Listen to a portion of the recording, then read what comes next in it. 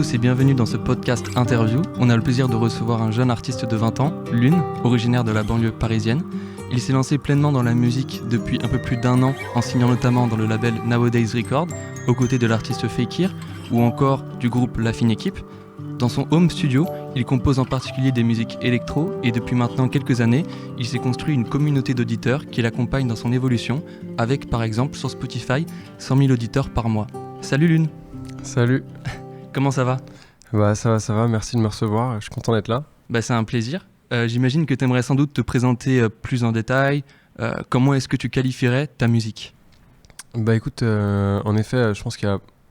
Enfin c'est pas je pense, mais il y a une base principalement électronique.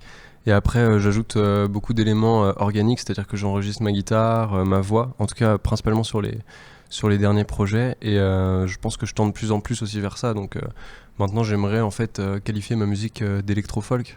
C'est-à-dire un mélange entre, avec une base très électronique, des rythmiques qui bougent pas mal et tout ça. Et en même temps, pas mal de guitare et aussi centré pas mal sur la voix. Et quand on écoute ta musique, on retrouve fréquemment cet univers autour des astres, du rêve. Et les titres, d'ailleurs, le montrent d'autant plus. On a Soleil bleu, Cerise de l'espace, Moon, Sous la nuit, Rêve lucide, Petit nuage, Chambre aux étoiles, qui est l'une de tes musiques et également le titre de ton dernier EP. Et bien évidemment, ton nom, Lune. Est-ce que tu vois ta musique comme une sorte de voyage astral, onirique, qui fait voyager tes auditeurs ? C'est marrant, ouais, je pense que, en tout cas, ça a été un temps et en fait, on me l'a beaucoup dit. Et du coup, en fait, j'ai dû finir par le croire. Mais ouais, carrément, je pense que moi, ce que j'aime bien à travers la musique, c'est pouvoir, entre guillemets, m'évader, essayer de porter un autre regard sur la réalité, tu vois. Moi, les musiques qui vraiment vont le plus me toucher, c'est celles que je vais écouter, par exemple, dans la rue, et je vais regarder les gens, et je vais me dire, ah tiens, ça me fait percevoir les choses différemment, genre je perçois les gens différemment, ça me met dans une certaine énergie, tu vois, et ça me fait, du coup, en fait, c'est comme si ça me faisait voyager, tu vois. Et moi, à chaque fois que je fais écouter mes musiques, j'en sais rien, à mes amis, à ma mère ou quoi, ils me disent « Ah, ça m'a fait voyager le temps de 3 minutes. » Et franchement, je trouve que c'est génial, quoi. Franchement, ouais, ça me fait plaisir. Donc il y a vraiment cette idée un peu d'échapper de la réalité. Ouais, carrément. En tout cas, personnellement, moi, j'aimerais dire de rentrer dans une autre perception de la réalité, plus, tu vois, que s'en échapper. D'accord. J'aimerais qu'on se penche maintenant sur un autre aspect de ta musique. Dans l'introduction du podcast, j'ai parlé d'évolution, et ce notamment en pensant à celle de tes EP.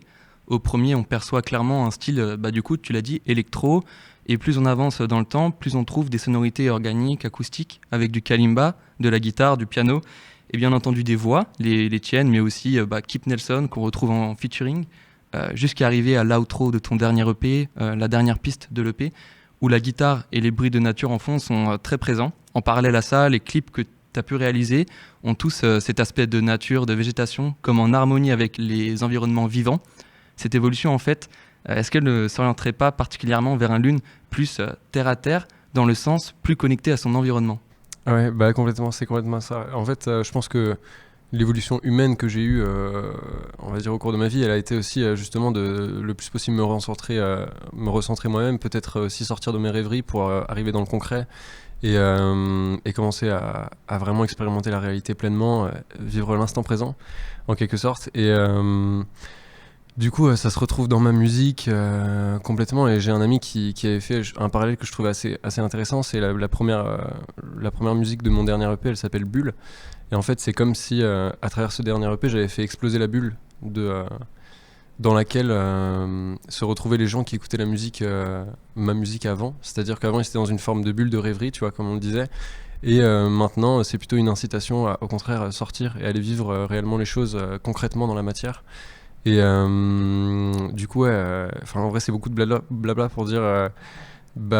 complètement, en fait, j'aime bien me dire que les gens, en écoutant ma musique... je sais pas, ils se baladent dans la nature et ils regardent les arbres, ils se disent tiens, ça me fait encore plus apprécier tu vois, la nature. Parce que moi, c'est un truc que j'apprécie beaucoup. Ça part un peu de l'intérieur pour aller vers l'extérieur, l'ouverture au monde. C'est exactement ça, ouais. Et il y a tout de même une constante, j'ai l'impression, qui est présente dans l'ensemble de tes musiques. C'est l'aspect nostalgique qu'on peut voir, par exemple, dans le clip Moonette, où le personnage retombe sur des anciennes vidéos de sa famille dans un chalet à la montagne. Est-ce que c'est cette constante qui t'aide, qui te pousse à composer et t'inspire? Je sais pas si. En fait, ce que j'aime bien dans la nostalgie, c'est qu'il y a un côté assez intense de se replonger dans ses souvenirs et tout. Et en vrai, dans mon dernier EP, Chambre aux étoiles, il y a un peu ça, parce que Chambre aux étoiles, ça retrace une période de ma vie, en fait, un été, et qui a été pour moi un super beau moment de ma vie. Et du coup, j'aime bien dire que c'est comme une boîte à souvenirs, tu vois. Genre une boîte à souvenirs dans laquelle je peux me plonger, ou dans laquelle certaines personnes peuvent se plonger en l'écoutant. Et du coup, oui, il y a clairement une forme de nostalgie de cette période-là. Et ouais, on peut complètement retrouver ça. Et après, Mounette, c'était particulier parce que c'était un morceau qui parlait de ma grand-mère. Donc, il y a forcément la question de la nostalgie, que ce soit la nostalgie de ce qu'elle a vécu, mais aussi de ce que moi j'ai vécu avec elle. Et du coup... D'accord. Donc il y a cette idée un peu du coup de toi, ton histoire en fait, tu t'inspires un peu de ton vécu aussi, de ce qui te fait toi. Ouais, bah clairement, en fait, ce que j'aime bien faire, c'est me dire... quand je fais une musique, c'est me poser avec ma guitare ou avec mon ordi ou quoi que ce soit, et en fait me demander, en tout cas quand il s'agit d'écrire des paroles, et de me demander qu'est-ce que je suis en train de vivre en ce moment. Et par exemple, quand je vais écrire une mélodie ou quoi, je vais me dire, ok, est-ce que c'est cohérent en fait avec ce que je ressens réellement. Et c'est un peu comme ça que je sonde ce que j'ai envie de produire, de composer. C'est vraiment de me dire dans quelle énergie je suis en ce moment. Et c'est de là que tu tires en fait ton inspiration pour tes compositions. Je pense qu'on sait jamais vraiment trop d'où elle vient, l'inspiration, mais complètement. En fait, j'aime à penser que l'art qui va le plus toucher, c'est celui qui est le plus personnel. C'est-à-dire que c'est un peu paradoxal, mais si tu veux vraiment toucher en fait tout le monde avec ta musique et faire quelque chose qui va vraiment avoir un impact sur les gens lorsqu'ils vont l'écouter ou le voir ou quoi, en fait il faut rentrer dans quelque chose le plus personnel possible. C'est un peu comme le paradoxe de la méditation, c'est tu veux essayer de te connecter à tout ce qui est autour de toi en rentrant le plus possible en toi, ou l'inverse, tu vois.